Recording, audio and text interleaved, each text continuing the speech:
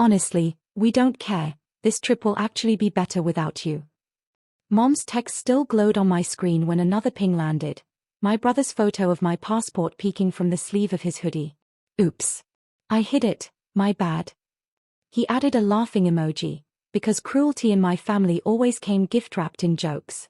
I stared at the messages until the words turned to waves. $16,000 in glittering ports and buffet and photos I'd be cropped out of anyway.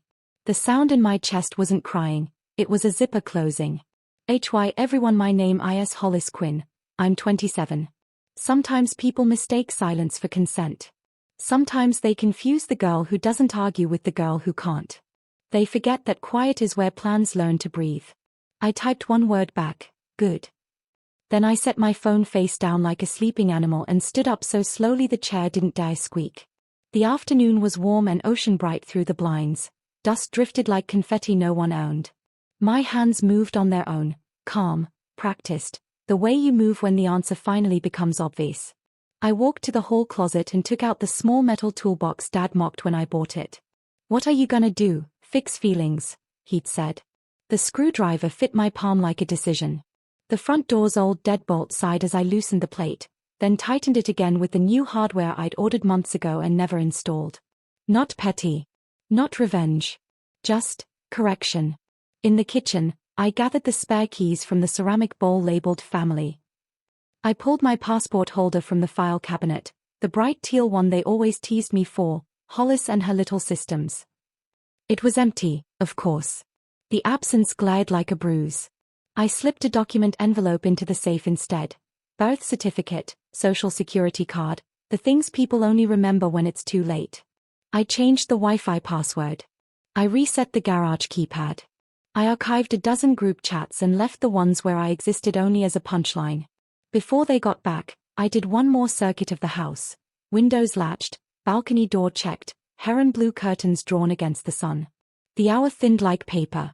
Street noise swelled, a neighbor's radio, a truck downshifting, somewhere a dog decided to believe in something and barked. Tires hissed on our driveway. The engine cut.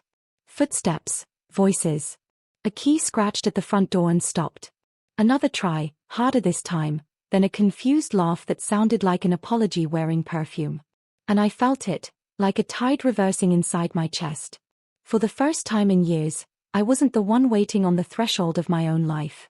Tonight, the door would choose who belonged. The lock clicked, once, twice, then silence. Mom. My brother's voice floated through the door, half laugh, half confusion. Hollis? You seriously locked us out? I stood in the hallway, barefoot, heartbeat steady as a metronome. I could see their shadows moving behind the frosted glass panel, the outline of Dad trying the handle, the shimmer of Mom's bracelets as she gestured. For years I'd been the one outside that glass, watching them toast without me. Tonight, the angle had changed. Open up, honey, we're tired, Mom called, sugary and sharp. We didn't mean it, okay? It was a joke. I leaned my forehead against the cool wall. They were always jokes. Every humiliation came wrapped in a laugh. My graduation they forgot, my birthday gift that turned out to be a re-gifted candle. You're too sensitive, they'd say, like that was a flaw, not a defense mechanism. Dad's fist hit the door. We paid for that cruise. You think you can just... I turned the porch light off. The sudden dark swallowed his words. In the quiet, my mind wandered to the moment 3 days ago when I found my suitcase dumped out on the kitchen floor, my clothes wrinkled, my passport gone. My brother had been filming a prank video. Mom had laughed so hard she spilled wine on the boarding passes. Don't overreact, she'd said. You ruin the mood. I hadn't overreacted. I'd observed. Memoized. Waited.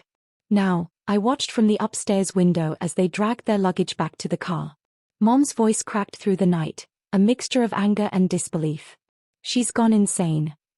No, I thought. I've just gone equal. When the taillights disappeared, I sat on the couch, their couch, in my soft robe, the smell of sea salt candles filling the room. Their cruise would leave without them, the tickets were still pinned to the corkboard. They'd never even see the text I'd scheduled to send at midnight. Don't worry. You were right, the trip will be better without you. Outside, the porch light flickered back on by itself, as if even the house had decided whose side it was on. Morning arrived with the sound of seagulls, though the nearest coast was hours away. Maybe it was just the sound of paper rustling, the boarding passes I'd left by the window fluttering in the air conditioning like stranded birds. Their tar was gone. So was their patience. At 7:43 a.m., my phone began its performance. Mom, this isn't funny. Open the door. Dad, we're calling the cops. Eli, my brother, hope you're proud, psycho. Mom's crying. I poured coffee, steady hands. The machine hissed louder than their texts. The mug read family is everything. I'd bought it years ago, now it felt like sarcasm made ceramic. I typed nothing.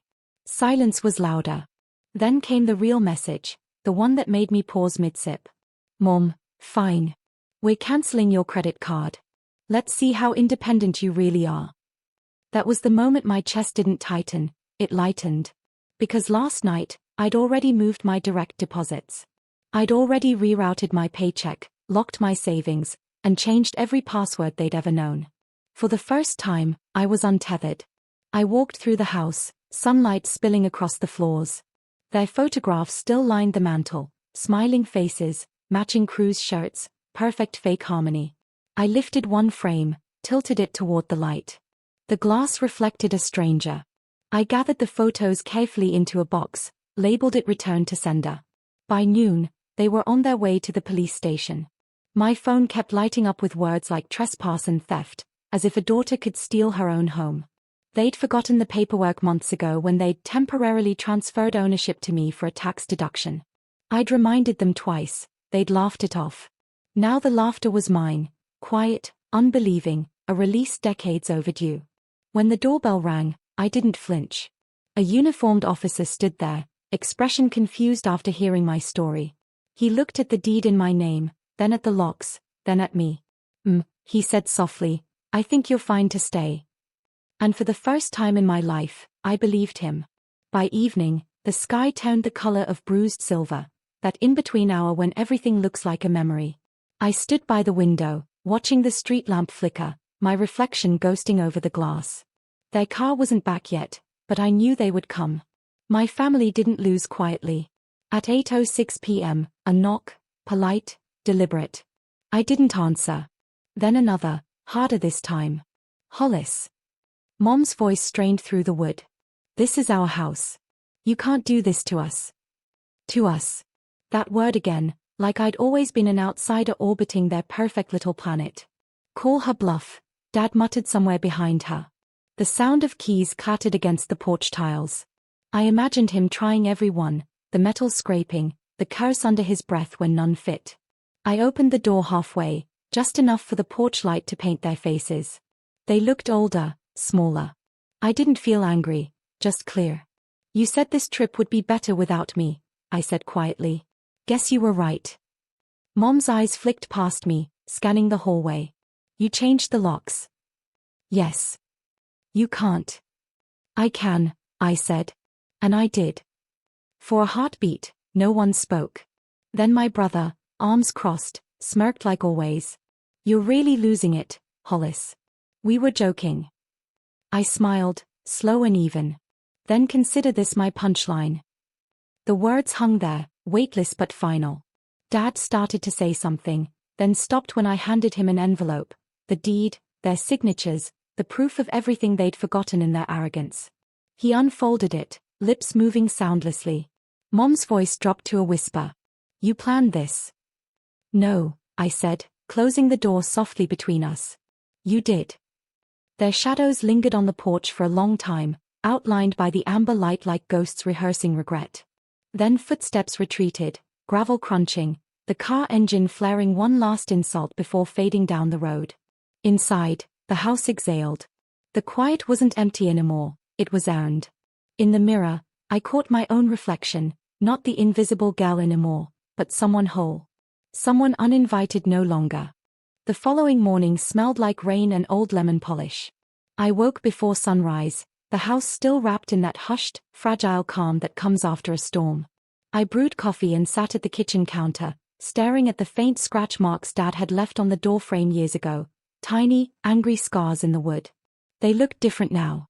Like proof. My phone was flooded with messages. Mom, you embarrassed us in front of everyone. We had to cancel the cruise because of you. Eli, they're saying you trapped us on purpose. That's insane. Dad, you'll regret this, Hollis. Family sticks together.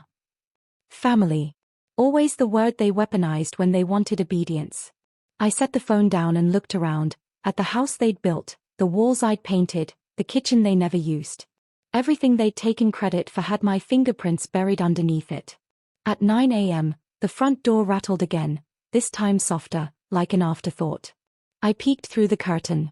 Mom was standing there with a box of pastries, makeup smudged, her cruise curls flattened by humidity. She lifted the box like a peace offering. I opened the door an inch. Honey, we overreacted, she began. We just want to talk. I wanted to believe her. I wanted to believe that maybe this was the version of her that existed in the photos, the one who loved her children equally. But then she added, if you unlock the Wi-Fi, we'll forget this ever happened. There it was again, the transaction, the manipulation disguised as love. I exhaled slowly. Mom, go home. Hollis, you're being dramatic. No, I said. For once, I'm being heard. Her mouth opened, but no sound came. She blinked, confused, as if I'd spoken a foreign language. Then, defeated, she walked away, her shoes clicking on the pavement in an uneven rhythm, like a retreat. Inside, the smell of coffee grew richer, deeper. I looked around the house, not as a prisoner, not as a daughter begging to belong, but as the rightful owner of my own peace. And for the first time, breakfast actually tasted like freedom. By the third day, the news had spread through every corner of our small town. The Quinn family feud, neighbors whispered, like it was an episode instead of a history. People pretended not to stare when I stepped outside to collect the mail, but their eyes flicked between the porch and the headline. I didn't hide. I waved. Smiled. It disarmed them. Inside, the house was starting to feel like mine, not just legally, but spiritually. I'd rearranged the furniture, taken down the framed family portrait over the fireplace, and replaced it with a painting I'd bought years ago but never hung, an ocean at dusk, waves swallowing footprints. The silence hummed with something close to contentment. Then the call came. Private number. Familiar breath. Hollis, Dad's voice rasped. Listen, we talked to a lawyer. He says we can challenge the transfer. You don't understand what you're doing. You're making your mother sick. I almost laughed. Dad, Mom's been sick with control for years. Maybe this is her detox. A pause. Then a sigh that sounded more tired than angry. You're still our daughter. I am, I said softly. Just not your scapegoat anymore.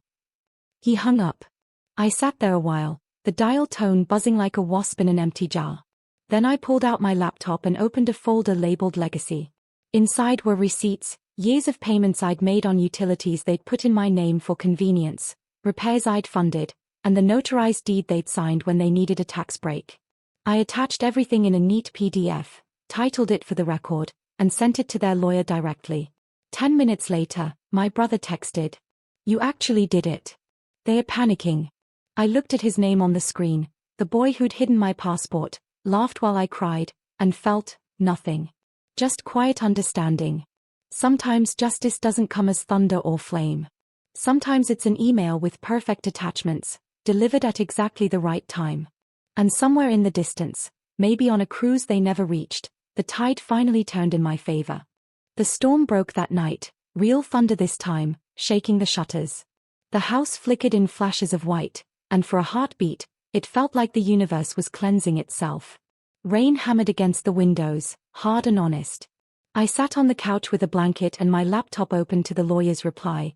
Your position is secure. They have no legal claim. No legal claim.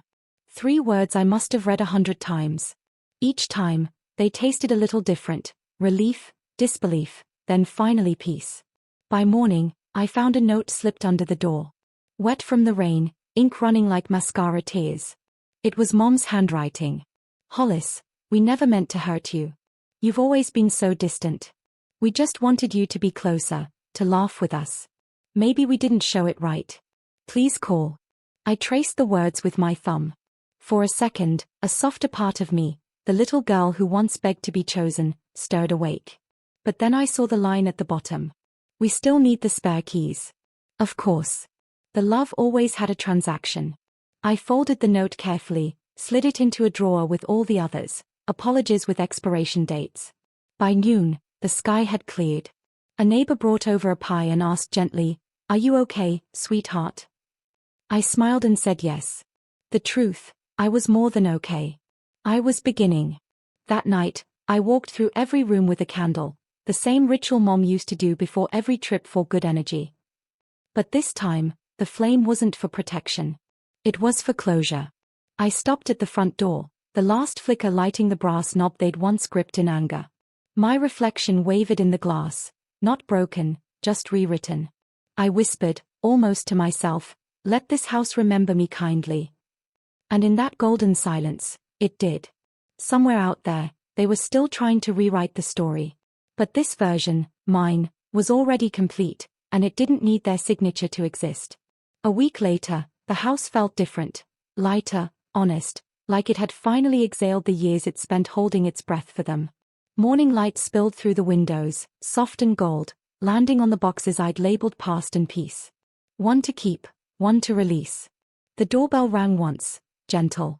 When I opened it, Eli stood there, no smirk this time, just rain in his hair and shame in his eyes. He held out my passport. "I found it in my jacket pocket," he said. "Guess the joke went too far." I studied him. The brother who'd mocked, filmed, and followed their cruelty like a script. He looked smaller now, maybe because guilt had a way of shrinking people. "You could have said sorry before," I said. He nodded. "I know. But you scared them." "Good," I whispered. "It means they finally saw me." He hesitated. "They are selling the cruise tickets. Said they'll try again next year." "Without me," I said. He blinked. "You'd really never come?" I smiled faintly. "I already did. I came home, just not to them." He left the passport on the step and walked away without another word. When the gate clicked shut, I didn't feel triumphant. I just felt free. That night, I sat on the porch with a blanket, listening to the wind thread through the trees.